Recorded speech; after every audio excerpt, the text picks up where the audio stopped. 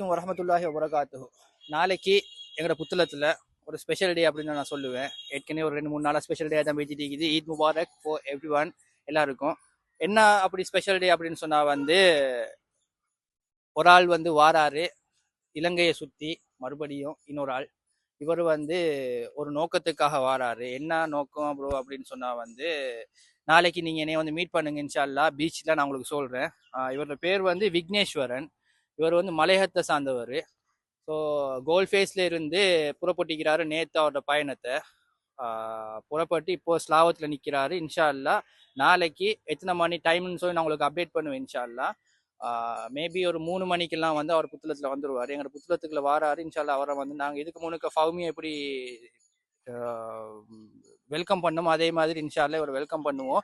இதில் ஹைலைட் என்னன்னு சொன்னால் 22 நாளில் இவர் ரெக்கார்ட் ஒன்று வைக்க போறாரு. இலங்கையை சுற்றி வர போறாரு 22 நாள்ல.